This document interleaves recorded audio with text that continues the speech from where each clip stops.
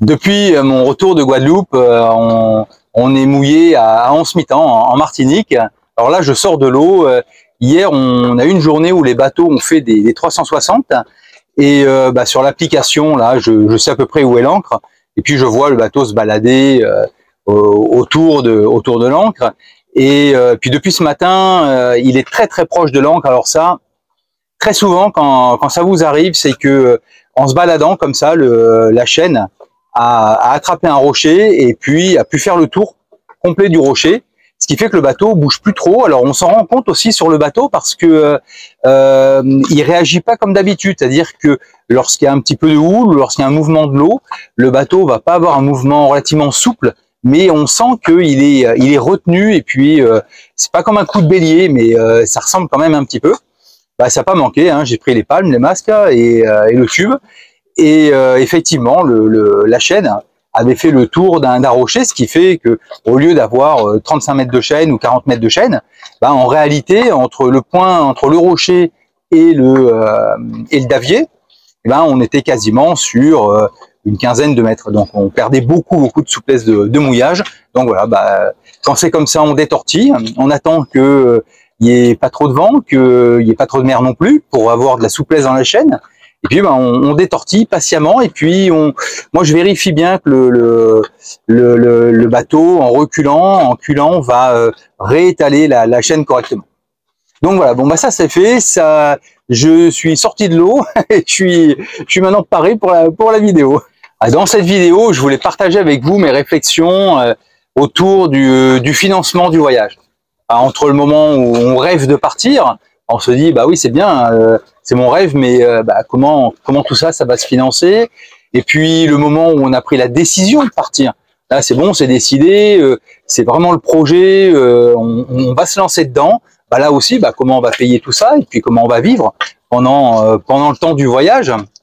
Et ça s'arrête pas là. Il y a aussi la préparation du bateau. Avec les budgets prévisionnels qu'on va avoir et puis qu'on va essayer de faire coïncider au maximum avec les dépenses réelles. Il faut arriver à trouver un point d'équilibre. Et ensuite, une fois qu'on est parti, pendant le voyage, l'aspect financier va aussi se poser. Et ça se pose souvent en termes d'imprévus.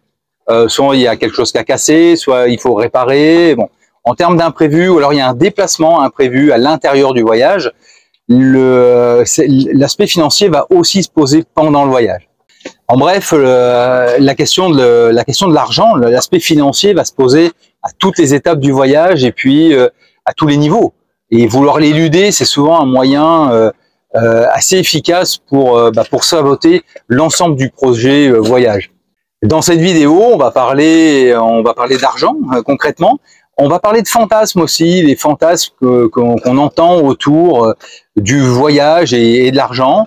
On va parler de projets, de programmes. On va parler aussi de contexte personnel, de contexte professionnel. Et puis, je vais partager avec vous ma matrice d'analyse par rapport au financement du voyage.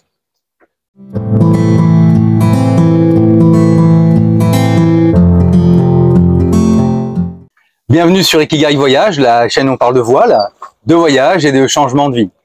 C'est marrant lorsqu'on parle de voyage comme ça, et puis surtout de voyage à la voile autour du monde, on entend tout un tas de fantasmes par rapport à ce projet, par rapport à ce mode de vie. On voyage, on dépense rien, on n'a pas besoin d'argent, on quitte la civilisation et son consumérisme pour une vie d'aventure, une vie où hors système et hors dépenses. Ce que j'entends aussi, c'est un peu le fantasme qu'on pouvait avoir de ces voyages des années 70 avec un bateau très peu équipé, avec très peu d'électronique, énormément de navigation, 97% du temps de navigation, si possible à la rude, et puis 3% de temps au mouillage avec des mouillages à la Robinson. C'est ce que certains vont qualifier de vrais voyages. C'est pas tellement ce que je rencontre, et puis c'est pas non plus lorsque j'échange avec beaucoup de personnes en grande croisière leur objectif, ni leur objectif à court terme, ni leur objectif de vie.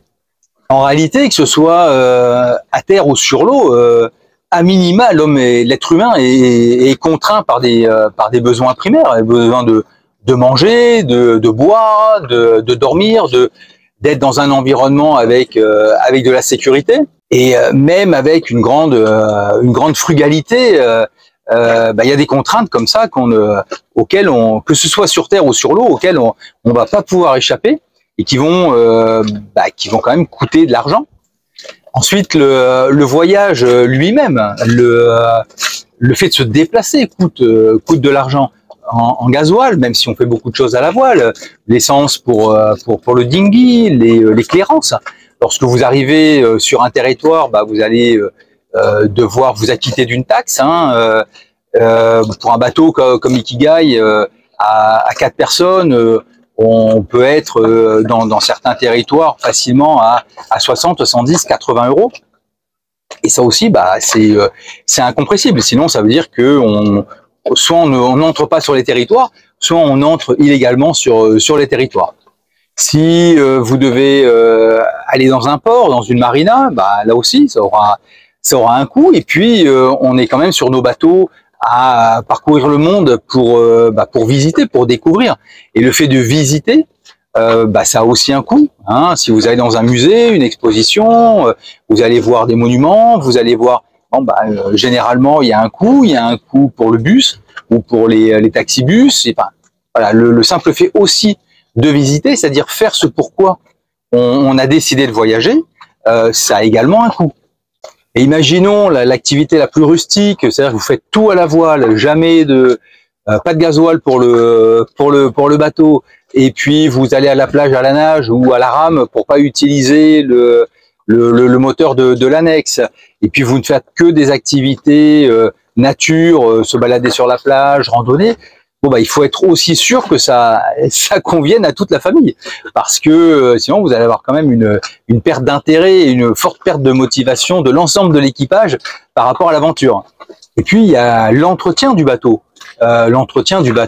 Tous les propriétaires de bateaux savent que le bateau, ça s'entretient. Il y a toujours quelque chose qui casse, il y a toujours quelque chose qui s'use. Et en grande croisière, davantage que les bateaux qui restent au port, et les bateaux davantage que les maisons ou les camping-cars, parce que les bateaux sont dans des environnements relativement agressifs, entre l'eau, le sel, le soleil.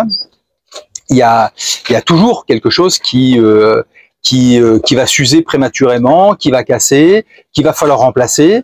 Alors même si on fait beaucoup de choses soi-même, cet entretien-là, il a quand même un coût. Encore davantage qu'à terre, en fait, il n'y a pas de dégradation statique. C'est-à-dire que la dégradation, en tout cas sur les bateaux, elle ne fait que empirer. Ce qui n'est pas réparé tout de suite va être à réparer, plus ce qui a continué à dégrader, ou peut-être que ce qui n'a pas été réparé a engendré une usure ailleurs. Et donc là, encore le coût de l'entretien, de la réparation va être maximisé. Et à tout laisser traîner, on se retrouve assez rapidement sur un bateau épave et un bateau non navigable. Donc il y en a. Quand on observe autour de nous, on voit bien qu'il y a des bateaux qui n'ont pas navigué depuis très très longtemps, et pour lesquels la remise à niveau représenterait quand même un investissement assez important. Et puis avec des ressources financières en baisse, des revenus en baisse, on peut avoir une forme de précarisation qui peut s'installer.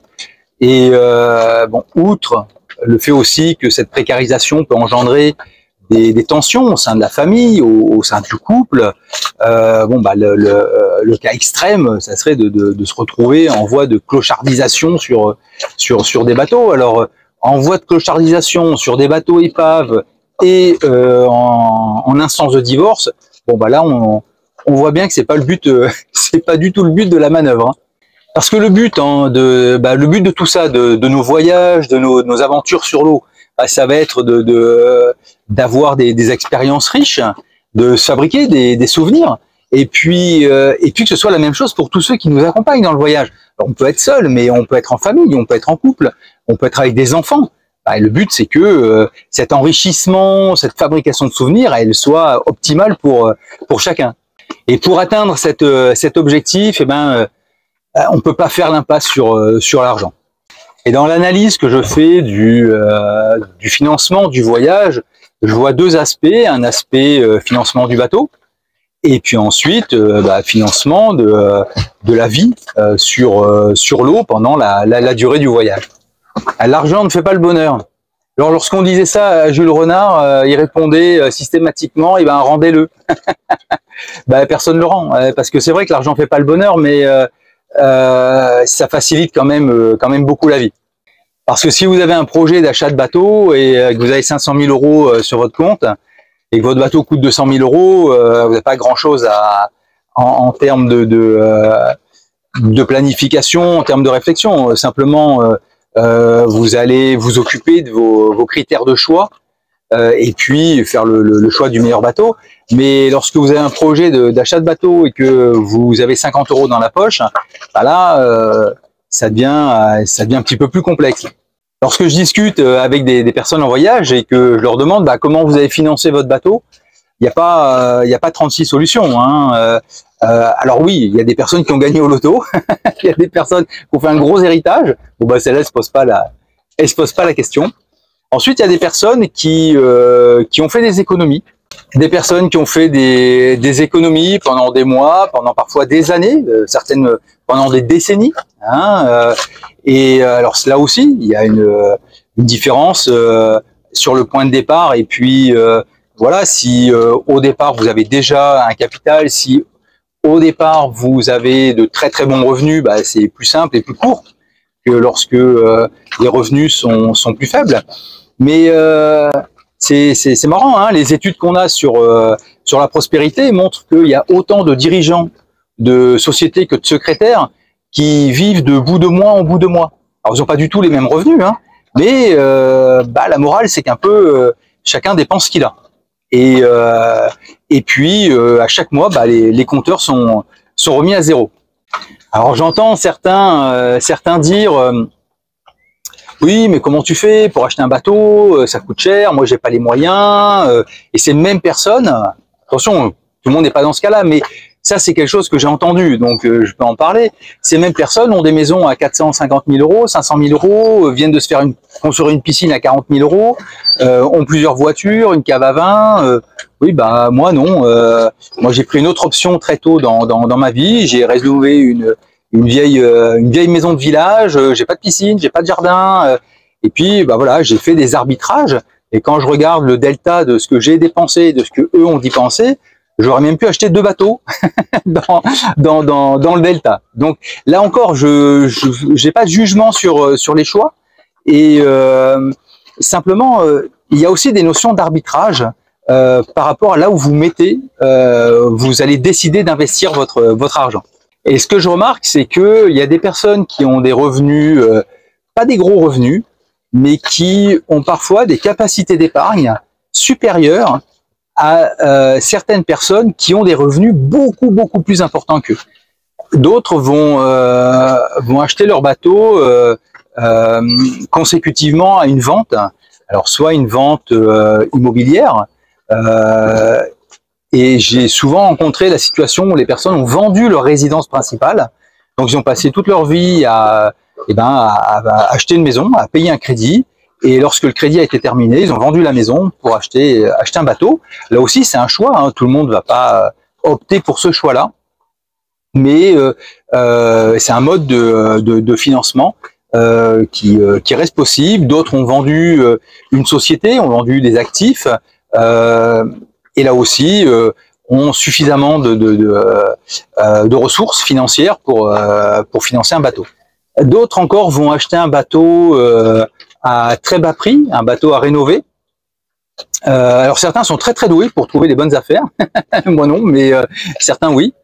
Simplement, ça aura aussi un coût, hein, mais un coût en temps, en énergie, également un coût financier, parce que les matériaux, même à faire soi-même, il faut quand même les acheter. Et puis il faut voir aussi que dans cette perspective-là, c'est très difficile. Hein. Moi, je tire mon chapeau à toutes ces personnes qui ont soit construit, soit rénové des bateaux sur 1 an, 2 ans, plusieurs années. parce que franchement, tenir la distance, il y en a beaucoup qui abandonnent. Il y en a un certain nombre qui divorcent aussi, parce que ça a un impact sur la vie familiale. Donc, arriver à sortir par le haut de l'aventure, de la rénovation, de la construction, c'est quand même quelque chose. Alors, vous le savez, hein, et puis vous l'aurez compris par ailleurs. Moi, j'ai une vision globale des choses. J'inscris le projet de voyage dans une forme d'écologie globale du système. C'est-à-dire qu'il faut arriver à maintenir quand même les grands équilibres, les équilibres personnels, mais aussi les équilibres de couple, les équilibres familiaux, les équilibres par rapport aux enfants. Si le prix de l'aventure, c'est un divorce ou un échec scolaire pour les enfants, voilà, on peut se poser légitimement la question si le jeu en vaut bien la chandelle. D'autres encore vont passer par les options. On en avait parlé dans une vidéo, ils ont changé de vie. Les options d'achat-location par l'intermédiaire d'une compagnie de charter. Voilà, vous achetez un bateau et puis ce bateau par la compagnie est mis en location pendant un certain nombre d'années et ce nombre d'années va déterminer un peu la réduction que vous allez avoir sur le prix d'achat. Donc le prix d'achat d'un bateau neuf, et puis à l'issue de ce nombre d'années, vous récupérez le bateau. Vous avez aussi un autre avantage, c'est que vous allez pouvoir bénéficier d'un certain nombre de semaines de navigation gratuite sur les bateaux de la compagnie dans différents pays du globe. Donc ça peut être aussi une bonne option pour aller se tester sur des plans d'eau qu'on connaît pas.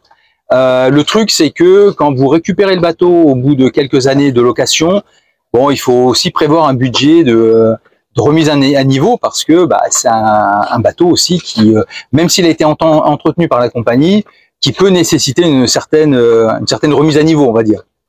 Une autre solution que j'ai rencontrée, c'est le fait de faire un prêt pour financer le bateau. Alors, il existe des prêts personnels non affectés. Alors, ce sont des prêts que vous contractez auprès d'un établissement bancaire. Et puis, comme son nom l'indique, il est personnel et il est non affecté. Ça veut dire que c'est pas un prêt avec un objectif tel qu'un achat immobilier, l'achat d'une voiture ou autre. Vous en faites ce que vous voulez. De mémoire, sont des prêts qui peuvent aller de 200 à 75 000 euros et avec un remboursement qui va s'étaler sur 7 ou 8 ans maximum. Donc là, il faut rentrer dans les conditions du crédit, mais vous n'avez pas ni à justifier la raison du crédit, ni à faire un apport par rapport à ça. Encore faut-il rentrer dans les conditions d'octroi du crédit. Alors attention, hein, moi je vous dis pas faites des crédits, hein, parce que quand vous faites un crédit, il faut bien réfléchir. On est ensuite lié à la banque avec une obligation de remboursement. Et puis sur des crédits personnels, les taux sont quand même un peu plus élevés que sur des taux pour un crédit immobilier par exemple. Donc quand on fait un crédit, il faut vraiment bien peser le pour et le contre, surtout lorsqu'après on part en voyage. D'autres encore vont emprunter de l'argent auprès d'amis, auprès de la famille. Bon, je sais pas si c'est une bonne solution. Ça peut être un bon moyen pour se fâcher avec tout le monde, mais ça peut être aussi un bon moyen de financer. Donc là aussi, voilà, il faut bien réfléchir et être prudent par rapport à ça. Ensuite, la partie. Alors certains peuvent faire des cagnottes. Ça se voit aussi. Certains vont essayer de trouver des sponsors. Bon, franchement, sauf si vous adossez le projet à un projet très spécifique, hein, le projet de voyage, un projet très spécifique. Bon, il faut vraiment que quelqu'un qui va vous donner de l'argent en tant que sponsor ait une possibilité de retour sur investissement, quelle que soit la nature du retour sur investissement. Et moi perso, je l'ai très peu vu. Voilà. Mais par contre, ce que j'ai rencontré, ce sont des mix de toutes ces options. L'option économie, l'option retapé, l'option vente et l'option crédit. Voilà, parfois on a comme ça des mix des différentes options. Si vous avez en écoutant, en regardant la vidéo, des idées de financement de bateaux ou de projets, n'hésitez pas à les laisser en commentaire. Voilà, à partir du moment où sont des commentaires qui sont constructifs et puis qui vont faire avancer finalement la réflexion de chacun, les idées sont toujours les bienvenues. Dans tous les cas, on n'a pas rien sans rien. Vous aurez un bateau contre quelque chose, contre de l'argent, contre du temps, contre de l'énergie. Alors je vous invite à regarder ou à re-regarder, pour certains les vidéos, ils ont changé de vie. Voilà, au travers des parcours comme ça individuels, on voit un petit peu comment certains se sont organisés par rapport au financement du bateau et puis du voyage. L'autre aspect dans le financement du voyage, qui est pour moi l'aspect sur lequel je voudrais là dans cette vidéo attirer le plus l'attention, c'est le financement de la vie pendant le voyage. Et pour moi, il y a vraiment deux paramètres qui vont se croiser. Le premier paramètre, c'est le fait d'avoir ou non une date de retour.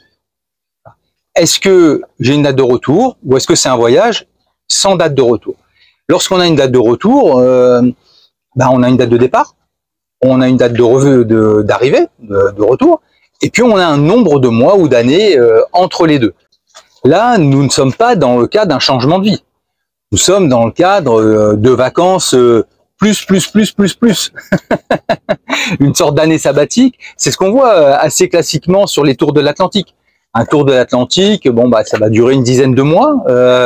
On va partir en septembre, très souvent, hein, c'est pas tout le temps, mais très souvent on part en septembre. Et puis pour un retour en juillet-août, pour si on a des enfants par exemple, pour reprendre une année scolaire dans de bonnes conditions. Dans ce registre-là, en fait, un peu comme des vacances plus, on est dans le cas d'un budget. Et dans le cadre de ce budget, on peut se dire, je détermine le budget, puis je m'arrange pour avoir l'ensemble des ressources financières nécessaires pour que je puisse tenir pendant un an. Et les moyens d'y arriver vont ressembler très fortement aux moyens que l'on a utilisés ou les moyens disponibles, les options disponibles dans le cadre du financement du bateau. Dans le cadre d'un voyage sans date de retour, là pour le coup, on a une date de départ et puis on n'a pas de date d'arrivée, on n'a pas de date de retour. Donc on ne peut pas estimer le nombre de mois ou le nombre d'années qu'on va avoir entre les deux, et souvent ça se compte plus en années qu'en mois. Et là pour le coup, on est dans le cadre d'un changement de vie. Parce que à la fois la durée du voyage, à la fois le mode de vie pendant le voyage, va rendre la notion de budget non réaliste et non réalisable. On ne peut pas être sur un budget illimité pour une durée illimitée. Le deuxième paramètre dans ma matrice, c'est la nécessité d'avoir une activité pour générer des revenus durant le voyage ou pas. Voilà. J'ai la nécessité de générer des revenus pendant le voyage ou je n'ai pas la nécessité de générer des revenus pendant le voyage. Alors, dans quel cas on n'a pas de nécessité de générer des revenus pendant un voyage? Le cas le plus commun, c'est lorsqu'on est à la retraite. Sur les plans d'eau, on voit un certain nombre de personnes qui sont à la retraite, soit des retraites très tôt parce que les personnes étaient militaires, soit des retraites classiques où les personnes à l'âge de 60, 62, 63 sont partis à la retraite. Après, vous avez des personnes qui, par exemple, ont vendu leur entreprise et qui l'ont très bien vendue et qui n'ont plus la nécessité de travailler, et c'est très bien et c'est souvent mérité. Voilà, il y a tout un tas de cas de figure, hein. Quelqu'un qui, comme on a parlé tout à l'heure pour le financement du bateau, a gagné au loto, quelqu'un qui a fait un héritage, mais sur des sommes qui sont très conséquentes. Et finalement, n'ont plus besoin d'avoir une activité pour générer des revenus. Alors ensuite, il y a les personnes qui ont la nécessité d'avoir une activité pour générer des revenus. Alors dans ce registre-là, on va avoir deux types de revenus, des revenus passifs, mais qui vont tout de même mais vis-à-vis desquels on va tout de même avoir besoin d'investir un minimum de temps et d'énergie chaque mois ou régulièrement pour maintenir la viabilité du système. Alors ça peut être le fait d'avoir des investissements boursiers, ça peut être le fait d'avoir des investissements immobiliers, ça peut être le fait d'avoir des droits d'auteur. En tout cas, vous avez investi du temps ou de l'argent à un moment donné, et puis ensuite vous gérez les revenus passifs générés par ça. Alors, si on est sur des montants d'investissement et de revenus passifs suffisamment importants pour financer l'ensemble du mode de vie, bon bah, on n'a rien besoin de faire d'autre. Et parfois, on a des revenus passifs qui ne permettent pas de financer la totalité du mode de vie, ou alors on n'a pas du tout de revenus passifs, et là on retombe dans la notion de générer des revenus par une activité qui ressemble davantage à une activité professionnelle classique de l'exercice d'un métier. Donc là, dans la matrice, qu'est-ce qu'on va avoir? On va avoir deux colonnes. La première, j'ai une date de retour. La deuxième, j'ai pas de date de retour. On va avoir deux lignes. La première, ça va être, j'ai pas la nécessité d'avoir une activité pour générer des revenus. Et puis la deuxième ligne, j'ai la nécessité d'avoir une activité pour générer des revenus.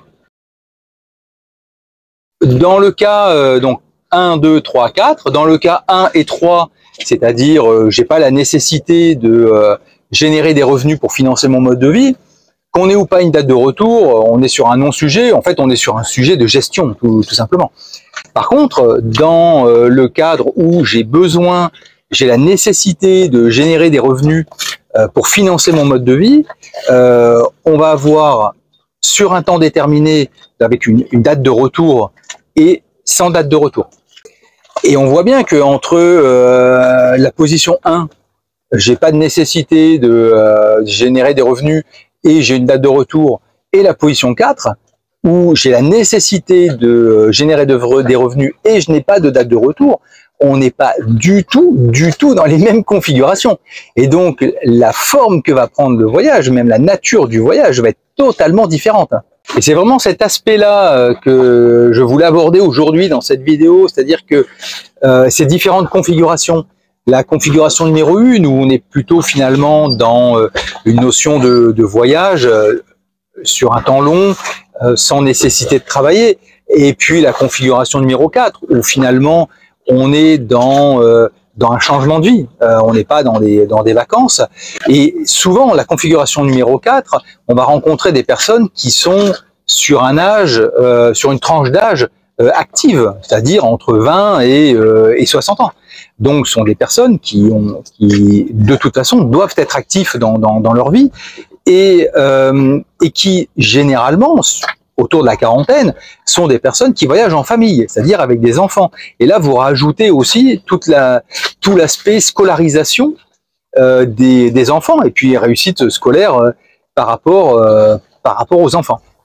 Clairement, si vous êtes dans la situation 2 ou 4, c'est-à-dire avec la nécessité de générer des revenus, ça veut dire que vous allez devoir travailler pendant le voyage.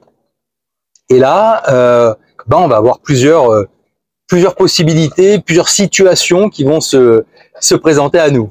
La situation la plus commune, ce sont tous les métiers dont l'activité n'est pas dématérialisable. Donc, globalement sur du présentiel. Vous êtes cuisinier, vous n'allez pas pouvoir le faire par WhatsApp, c'est pas possible. Et ça a un impact au niveau du voyage. Ça veut dire que vous allez devoir faire des stops plus ou moins longs tout au long du voyage.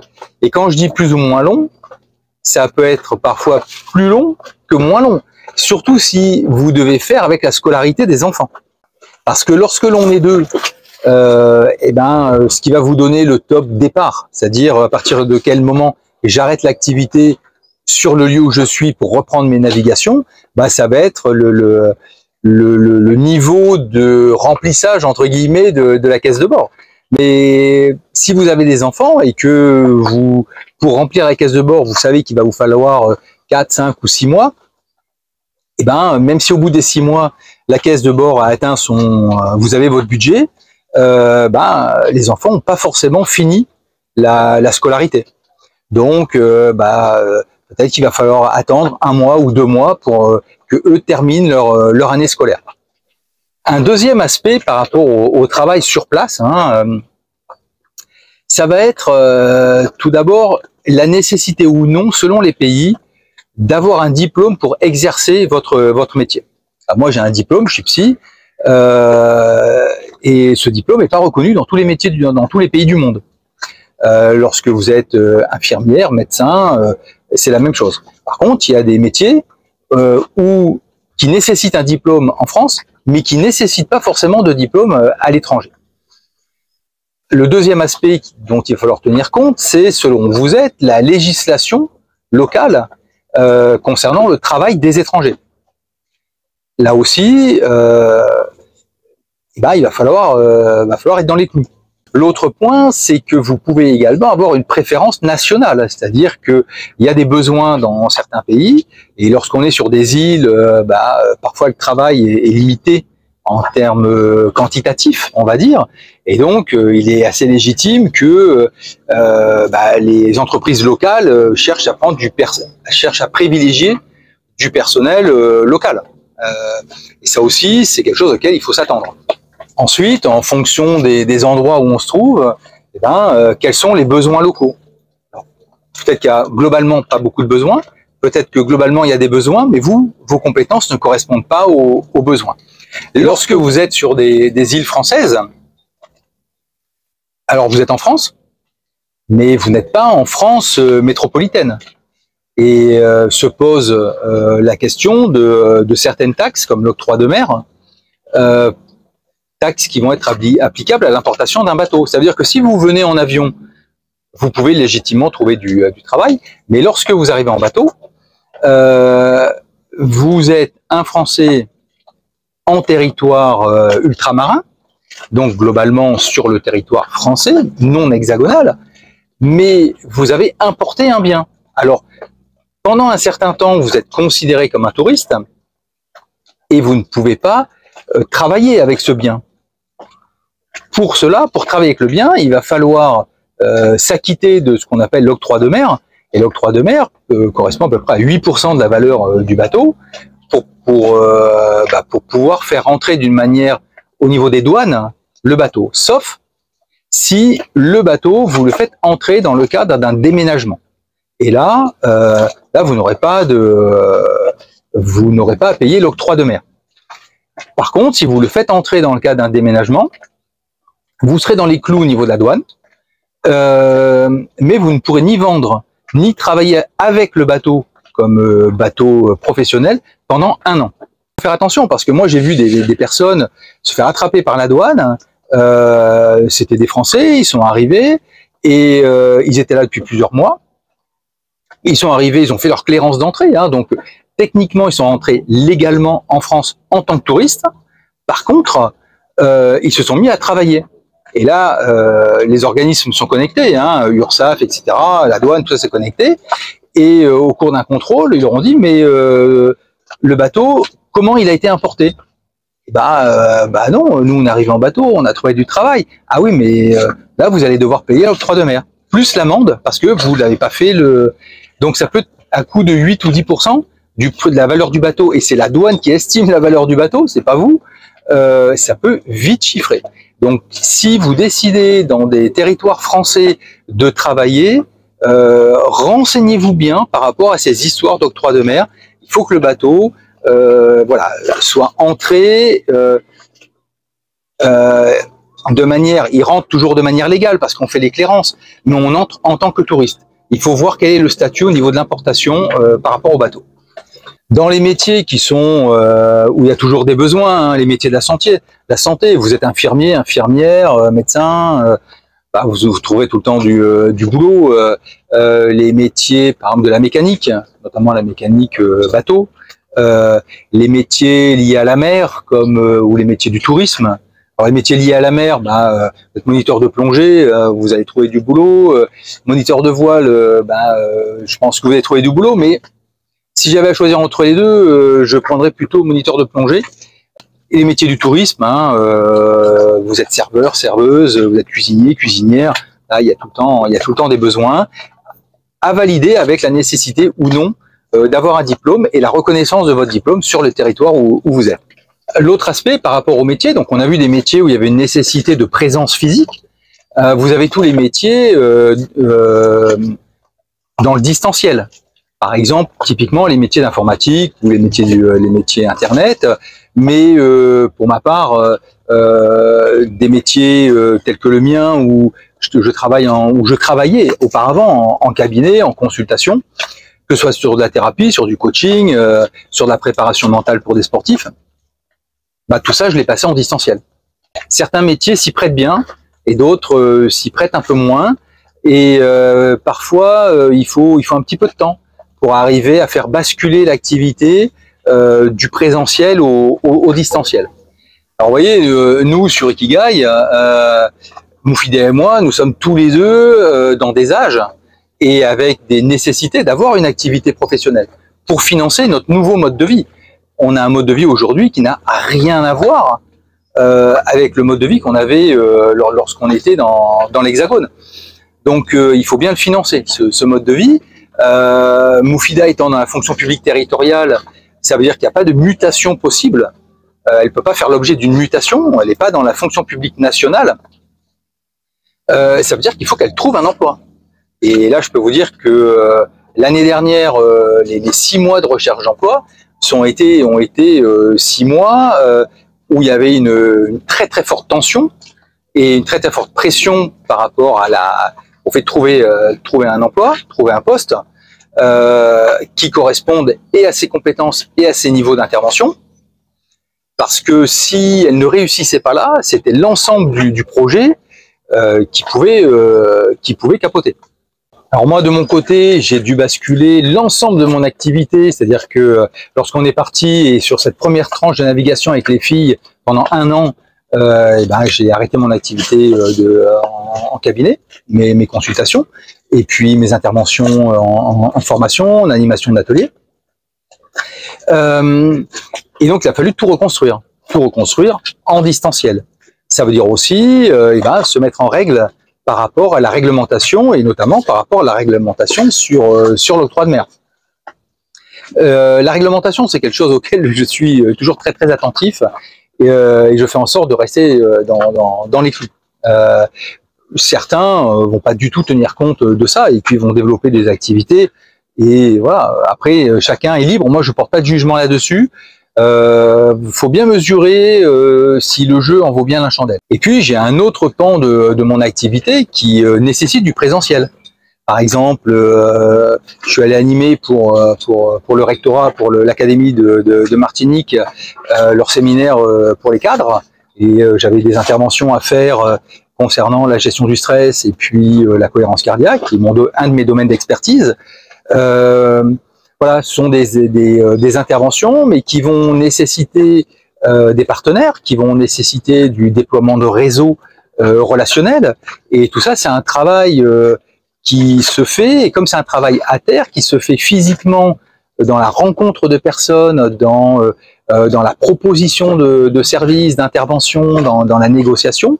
Et là, on a besoin de passer un certain temps à terre pour pouvoir développer ce type d'activité. Ce qui est intéressant, c'est d'arriver à développer des approches mixtes, en fait.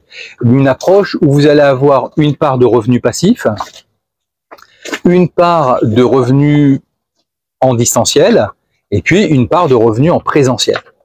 Alors la raison est simple, c'est que entre les revenus passifs et les revenus en distanciel, ce sont des revenus que je continue à générer, même en étant nomade. La part en présentiel, je ne peux la générer que lorsque je suis arrêté pour une certaine durée sur une étape de mon voyage. Alors parfois ces durées coïncident bien avec des périodes scolaires, parfois on n'a pas d'enfants et la question ne se pose pas, mais en tout cas cette part-là, elle, dans la manière dont moi je perçois les choses, cette manière où le revenu passif et le distanciel permet de générer des revenus même en mouvement, et puis la part à terre, souvent c'est une part qui permet en plus de booster la caisse de bord. Donc c'est un petit peu la stratégie que nous on développe sur Ikigai. Ensuite, c'est vraiment très très personnel parce qu'il y a des personnes qui ont une activité qui ne peut absolument pas passer en distanciel, mais certaines personnes ont une activité qui ne peut pas passer en distanciel, mais ont des compétences qu'elles peuvent valoriser en distanciel. Voilà. En fait, on a quand même beaucoup de possibles, et puis le fait de se pencher sur cette question-là de la génération le fait d'arriver à générer des revenus passifs. Bon, c'est pas l'objet de la vidéo, mais je vous encourage aussi, si vous avez des projets comme ça de vie nomade, à vous faire votre culture sur ce type de revenus. Encore une fois, tous les métiers ne peuvent pas passer en distanciel. Mais dans le cas d'un changement de vie, ce sont des choses qu'on peut anticiper. Par exemple, on peut anticiper, moi j'ai beaucoup travaillé sur l'anticipation de la mutation de mon activité entre du présentiel et du distanciel. Mais on peut aussi dire, bah voilà, moi mon métier ne va pas passer en distanciel, j'ai pas d'alternative dessus, je vais me reconvertir et je vais me former à un métier qui peut passer en distanciel. Ou bien je vais me former à un métier qui va répondre à une certaine nécessité ou à certains besoins dans les lieux où je vais aller.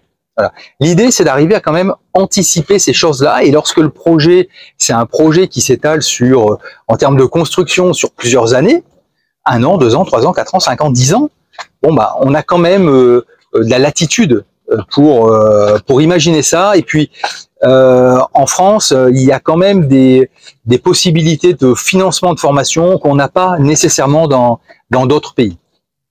Pour revenir sur la notion de reconversion, vous voyez, je parlais tout à l'heure du capitaine 200 ou moniteur de plongée. Personnellement, si j'avais le choix, je basculerais en termes de reconversion plutôt sur moniteur de plongée que sur capitaine 200. Simplement parce que moniteur de plongée, je suis sûr et certain, quel que soit l'endroit du monde, de trouver du boulot. À partir du moment où on est sur des îles, des clubs de plongée, il y en a quasiment partout. Capitaine 200, c'est pas pareil. Capitaine 200, soit vous allez être embauché dans une compagnie de charter et vous allez balader des touristes pendant un certain temps, soit vous allez faire du convoyage. Et ça veut dire que là, vous allez avoir des pauses relativement longues et vous allez partir loin de votre bateau relativement longtemps. Je dis pas qu'il y en a un qui est mieux que l'autre, hein. Je dis que si moi j'avais un choix personnel à faire, ça irait plutôt sur la partie plongée. Après, je comprends très très bien des personnes qui me disent non mais moi de toute façon c'est capitaine 200 ou c'est un bateau en tant que skipper, c'est une activité en tant que skipper. Enfin, ok, voilà, il faut aussi être dans une activité qui a du sens pour vous et puis qui correspond qui va satisfaire un certain nombre de choses importantes pour vous. Évidemment, cette vidéo est loin d'être exhaustive, hein, est loin de faire le tour complet du sujet. Il y a beaucoup de thèmes qu'on aurait pu approfondir.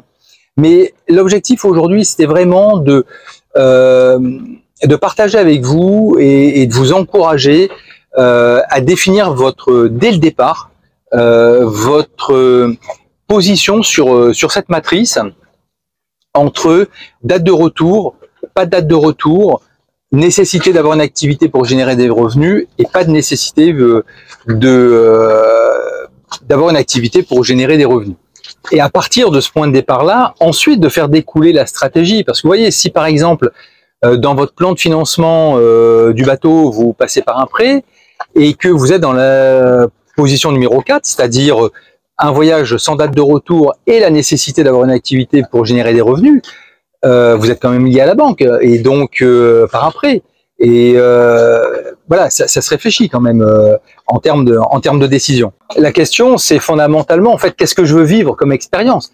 Est-ce que je veux faire une année exceptionnelle, extraordinaire, hors du temps, hors du système, ou est-ce que je veux complètement changer de vie?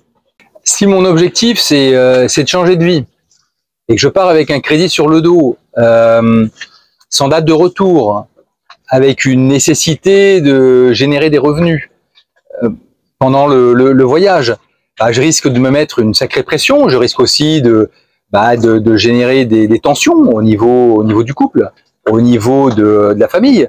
Et est-ce que c'est pas ça dont j'ai envie de m'extirper en fait en partant sur ce changement de vie. Voilà, ouais, la question elle est pas simple, hein, et la réponse elle est nécessairement très personnelle parce qu'elle va tenir compte de votre système de contraintes personnelles, de vos options, de vos ressources. En tout cas, l'idée là de la vidéo, c'est vraiment de pouvoir vous amener des éléments qui, je l'espère, vont contribuer à faire avancer votre réflexion et puis vos projets de voyage.